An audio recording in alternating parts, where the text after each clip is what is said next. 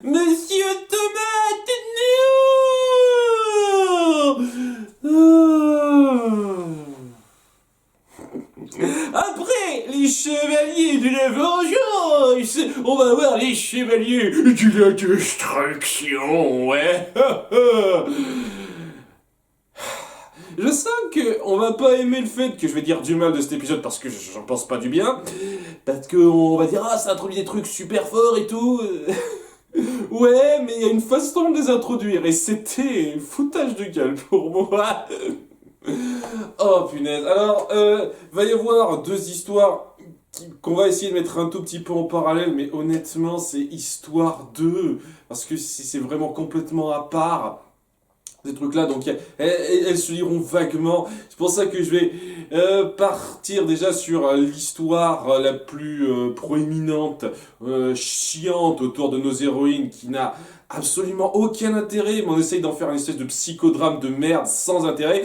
Donc, nos filles sont au collège, et elles ont leurs problèmes de garçons. Alors, déjà, j'apprécie un tout petit peu le fait qu'on reprenne ce qui a été fait dans l'épisode précédent, ce qui était chiant quand même de toute façon, autour de Tarani, qui peut plus trop parler à son amoureux parce que sa mère lui interdit. Ah, et donc ça la déprime un petit peu, hein.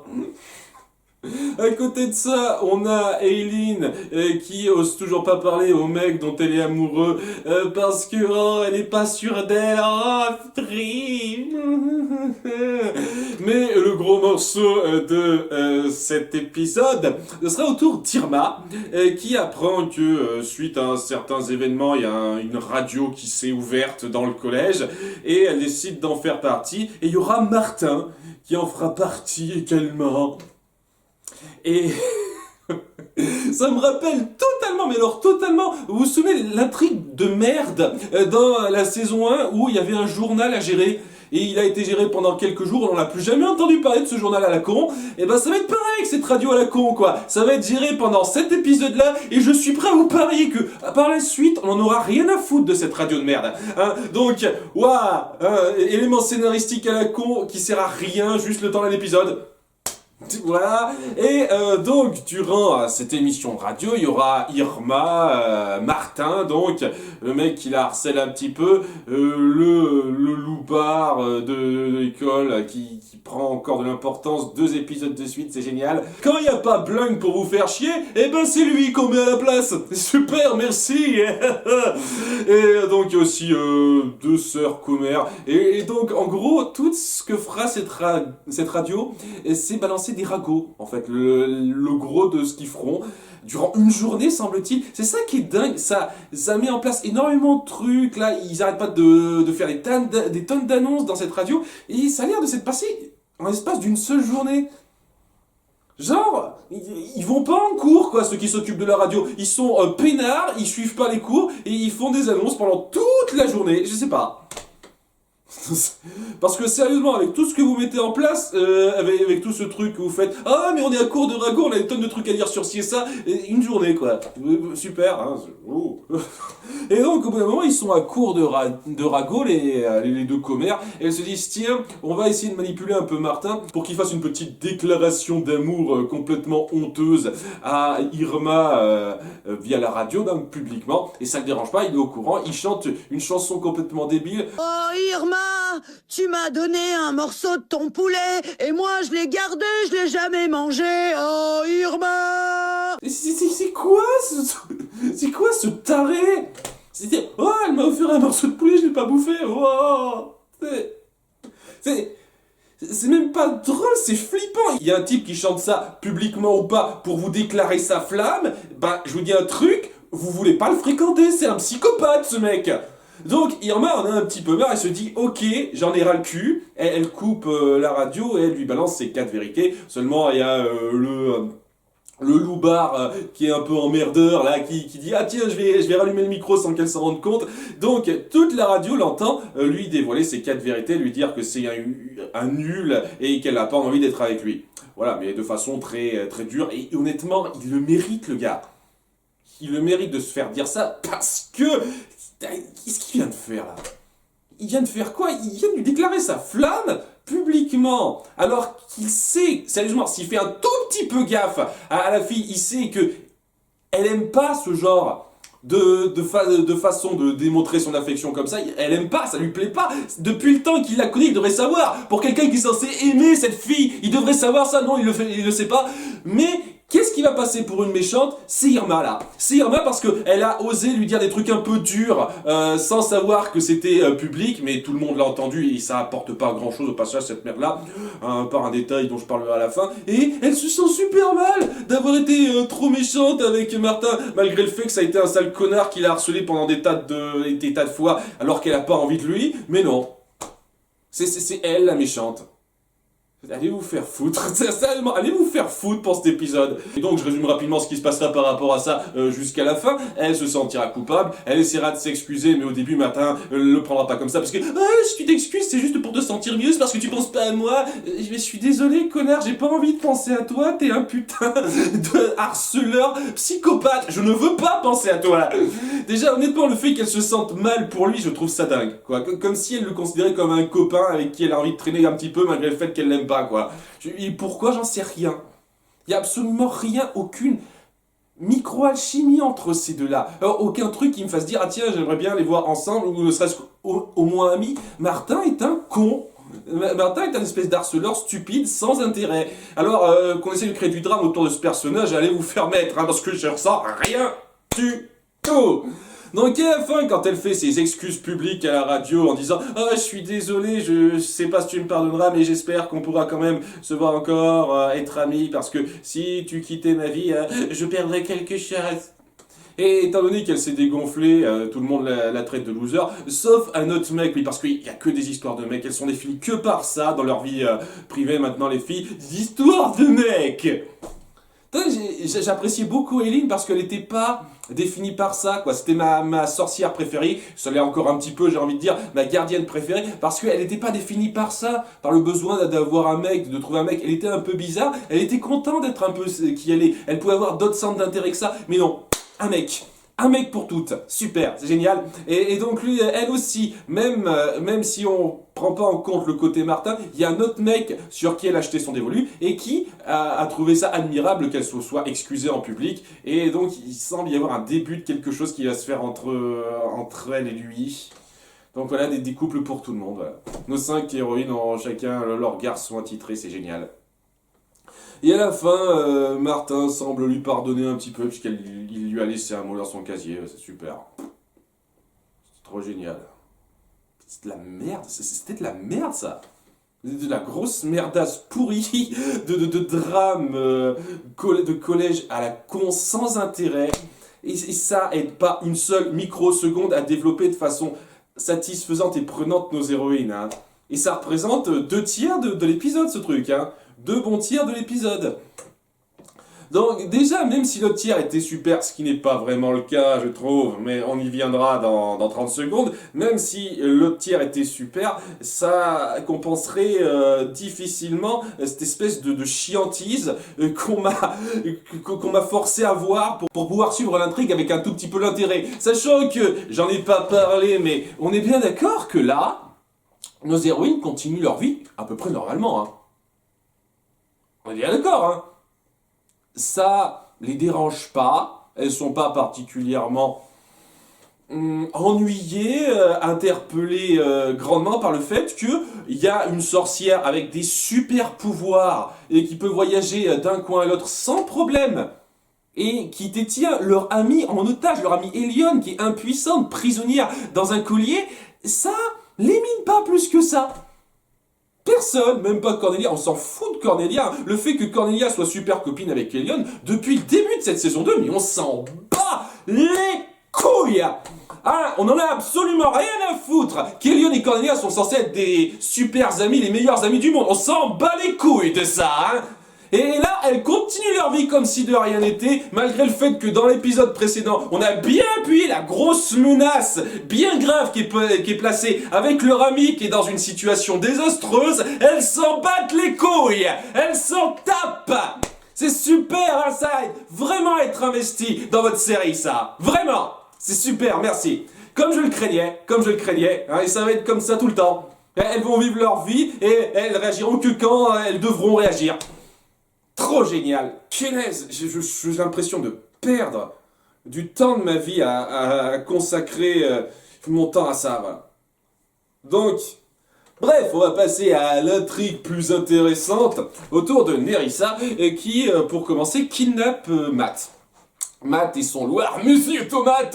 Oh, c'est important de prendre en compte ce loir. Je m'attendais pas à ce qu'on insiste à ce point sur cet animal, mais apparemment, waouh, il est à peu près aussi important que Blunk maintenant. Et donc, ouais, il est capturé, Matt, emprisonné dans le Montanos, qui n'est pas surveillé, malgré le fait que c'est un coin qui représente beaucoup pour Nerissa, et donc je suis sûr que l'Oracle devrait y jeter un œil de temps en temps, mais non, ils s'en foutent royalement de ça, évidemment. Ça va être leur base secrète, le Montanos, apparemment, sans doute. Et alors, Nerissa a ce super pouvoir de transformer un peu les autres en ses serviteurs avec des super pouvoirs selon sa volonté. Donc, c'est ce qu'elle fait à Monsieur Tomate. Elle transforme le loir en espèce de grosses bestioles fortes dociles qui se nourrit de la colère. Et il finit par transformer Matt en une espèce de mec avec des ailes, avec une grosse voix et un masque docile qui se nourrit de la haine. Et parce qu'elle a le pouvoir de faire ça. Évidemment, elle a le pouvoir de faire ça. Alors je sais, vous allez me dire, ah, elle est super puissante avec le collier d'Elion. Elion avait le pouvoir de transformer les gens selon sa volonté à ce point-là. Apparemment, ouais, elle avait ce pouvoir-là, super. Vous savez, c'est un terme que j'emploie, que je déteste employer. Je déteste voir ce terme employé parce que ça fait toujours excuse facile, mais j'ai presque envie de me plaindre du fait que je vois personne qualifier le personnage de Nerissa de Marissou. Parce que, sérieusement, là, si on la traitait de Marissou, j'irais pas trop me plaindre, hein. Le fait de pouvoir faire absolument tout ce que le scénario a envie qu'elle fasse, c'est quand même assez fortiche, ça, hein. Déjà que le côté ta gueule c'est magique, on fait tout ce qui nous arrange quand le scénario en a besoin, ça commence à devenir de plus en plus gros, là c'est bien gras quand même, hein. On va incorporer cette nouvelle confrérie de chevaliers de la destruction avec ses super pouvoirs magiques, ta gueule, ses super puissants Hubert mon cul, et j'ai envie de dire, il y a un moment donné les gars, vous arriverez pas à m'agripper si vous balancez vos conneries comme ça. C'est pareil dans Once Upon a Time. Là, ça me rappelle trop Once Upon a Time. Cette espèce de truc TGCM. On en a rien à foutre de la cohérence de ce qu'on instaure. On balance juste ces nouveaux trucs comme ça parce que pourquoi pas? Parce qu'on a besoin que l'histoire aille là pour créer du drame, etc. Je vous jure, c'est chiant. Ça m'avait gavé dans Once Upon a Time. Et là, ça s'est bien cumulé. Et cet épisode-là, c'est la cerise, hein. C'est la cerise. Le pompon. Donc voilà, elle a ce pouvoir de transformer les gens, et pas seulement les gens, hein, elle peut transformer des objets inanimés. Elle transforme un espèce de tas de glace en un autre monstre qui se nourrit de la... je sais plus trop quoi, la dépression, une connerie comme ça, et un tas de lave en un autre monstre, une espèce de monstre un peu aux allures féminines, hein, donc je suis sûr qu'il doit y avoir du hentai sur elle, et qui se nourrit de la tristesse. Voilà, donc c'est ça, c'est 4 chevaliers de la destruction qui se nourrissent des émotions négatives des gens, et je suis sûr que ça va être intéressant par la suite, ça peut créer des conflits intéressants, mais punaise, c'est balancé avec le cul parce que super pouvoir magique, donc déjà ça pas énormément de poids pour moi. Et donc ouais, il est censé y avoir un espèce de drame autour du fait que maintenant Matt est du côté des méchants sans qu'on le sache. Oui, parce qu'il va y avoir toute cette connerie là, j'ai le sentiment qu'on va faire durer le suspense par rapport à ça pour créer du drame. Et ouais, je suis sûr que bien amené, j'aurais été pris dedans, j'aurais été touché par ça. Mais bon, déjà, ça va en adéquation avec Monsieur Tomate. Déjà, on essaie de créer du drame. Oh, Monsieur Tomate est transformé en monstre. Oh, et la haine qui parvient à transformer Matt au départ, parce que oui, il y a quand même besoin d'un tout petit truc quand même. Hein. Elle peut pas faire ça directement, facilement. Il faut qu'il y ait quand même une petite haine qui transporte le personnage de Matt pour pouvoir le transformer à sa guise en espèce de créature sous son contrôle. Il faut qu'il ait un peu de haine. Et la haine en question, c'est lorsqu'elle torture Monsieur Tomate. Oh non, Monsieur Tomate, qu'as-j'ai voulu faire? Sale horrible personne. Je suis en en colère, j'ai la haine contre vous. Ah, bien vu. Maintenant, je peux te transformer. Et c'est un truc dingue par rapport à ça, c'est que il s'appelle Corps, hein. Monsieur Thomas, ça devient chiant à dire. Lorsque Monsieur Thomas est transformé en Corps, les noms des autres, je les ai pas en tête, et je m'en tape sur le coup, vraiment je m'en tape. C'est pas la peine de me les dire en commentaire, je m'en tape, je les apprendrai peut-être au fur et à mesure si ça devient important, mais pour l'instant je m'en tape. Donc si vous voulez faire vos malins en commentaire, faites-le. Lorsque Corps, parce que c'est facile à retenir comme nom là, donc la forme transformée de Monsieur Tomate, s'attaque à Matt au tout début, il parvient quand même à avoir une attache envers lui. Par contre, lorsque Matt s'en prendra à Will plus tard, apparemment, il a rien à foutre de son passé, il n'y a rien qui lui vient en tête, malgré le fait que Will montre qu'elle tient beaucoup à Matt. Donc, la logique par rapport à ça... Monsieur Tomate avait plus de volonté que Matt à ce niveau-là. Et puis, juste un truc, si elle peut transformer des objets inanimés en créatures magiques, pourquoi elle s'est cassé le cul à kidnapper Matt et Monsieur Tomate? Pourquoi elle a pas fait ça avec 2 autres objets quelconques et puis merde? Non. Pour créer du drame, une fois de plus, parce que ça va être dramatique entre Will et Matt. Et c'est pas impossible que ça soit par la suite, mais sur le coup, c'est tellement forcé, je trouve. Enfin bon, ils décident d'attaquer les filles après leur gros déboire au collège avec les mecs, parce que tout est centré sur les mecs autour d'elles maintenant, et se nourrissent un petit peu de leurs émotions du moment, donc dépression, tristesse, etc. Ça se centrera plus sur le côté tristesse d'Irma, qui se sent mal d'avoir insulté Martin, le connard qui l'a harcelé, qui a fait une chanson sur le fait qu'il a conservé un morceau de poulet qu'il lui a donné. Je suis désolé, c'est complètement con ça. Il y a un garçon qui vous chante ça, ce type... Mais il mérite d'être enfermé, il mérite d'être surveillé, d'être suivi médicalement. Il y a un moment donné, il faut faire quelque chose. Désolé. Bon, bref, excusez-moi, je me suis beaucoup trop étendu là-dessus. Ils les attaquent et se nourrissent un petit peu de leurs émotions négatives. Il y a notamment Matt qui ramène sur... le tapis, le fait que donc ouais, la forme qu'il a, elle n'est pas reconnaissable, on reconnaît pas tout de suite que c'est Matt, malgré le fait qu'il ait une voix très similaire, un tout petit peu plus basse, mais très similaire quand même à celle de Matt. Mais bon, elle fait pas gaffe à ça évidemment, hein, c'est un truc, je sens qu'on va faire du drame autour de ça, et dit tu veux pas savoir ce que j'ai fait à ton petit copain Matt, et ça lui met la haine à Will, et j'imagine que quand quelqu'un exude du sentiment négatif qui leur correspond aux chevaliers, ça leur donne plus de pouvoir quand ils sont en proximité, une connerie comme ça. J'imagine, ça n'a pas été clairement établi. Donc, grâce à ça, ils arrivent à avoir un peu le dessus sur elle au début, à les avoir par surprise, même si je ne comprends pas pourquoi Will, lors de leur toute première rencontre, se dit pas, tiens, et si je le transformais en gardienne? Non, elle se dit pas ça.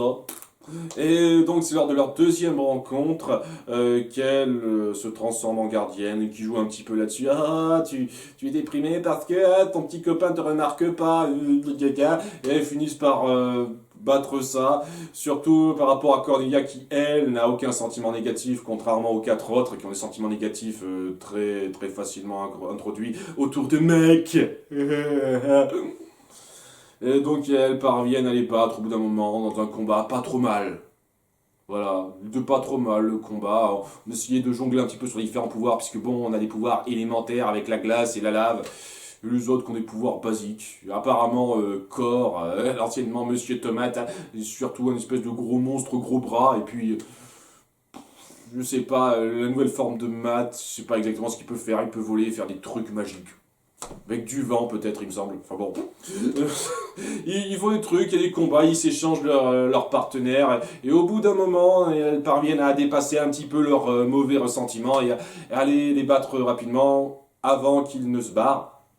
Tandis que oui, Will n'est pas au courant de ce qui est arrivé à Matt exactement. Et j'imagine que par la suite, elle va se dire que ce mec, ce monstre qui lui en a parlé, il l'a capturé. Et donc, elle est incertaine de sa situation. Et malgré ça, malgré le fait que Will sera disparu, en plus de Elion, je suis sûr qu'il y aura beaucoup de nos héroïnes qui se diront... On continue nos vies normalement, hein.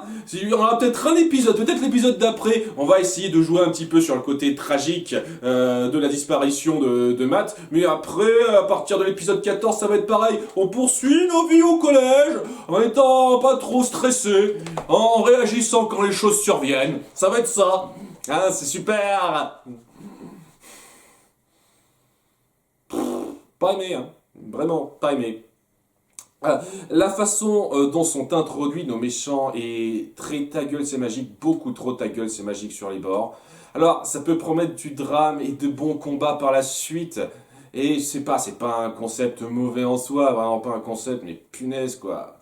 Ça vient rapidement comme ça, tandis que nos héroïnes n'en ont rien à foutre, sont pas du tout sur le qui-vive après ce qu'elles ont vécu dans l'épisode précédent bien entendu. C'est toujours génial ça. Donc ça n'a pas autant de poids que ça aurait pu en avoir. Et à côté de ça, oui, c'est du drame sentimental collégien de merde sans intérêt. Donc, non, pas aimé.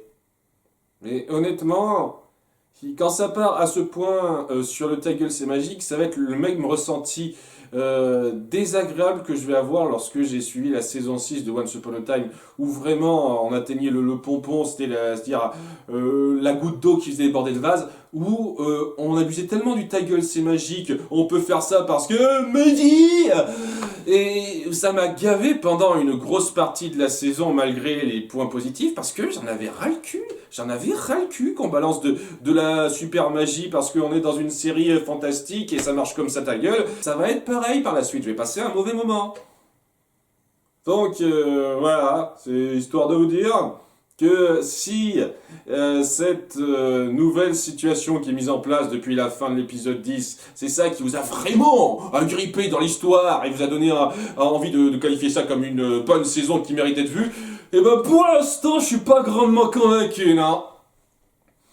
Autant le passé de Nerissa promet un peu, autant le reste, pas convaincu. Hein, l'évolution de nos héroïnes, les drames de merde autour d'elles, les méchants qui surviennent comme ça par le pouvoir du ta gueule c'est magique scénario, je suis pas un fan, nana. Mais peut-être que ça pourra rebondir de façon intéressante là-dessus, sait-on jamais. Disons que ouais, ça a atteint un stade de gavage particulier pour moi, qu'on avait atteint dans la saison 6 de Once Upon a Time. Et ouais, comme dans la saison 6 de Once Upon a Time, j'ai pas passé un super bon moment, à moins que vous fassiez quelque chose de super génial par la suite. Et j'ai des doutes par rapport à ça. J'ai des doutes personnellement, je ne le cache pas. En tous les cas, à bientôt pour l'épisode 13. Bye.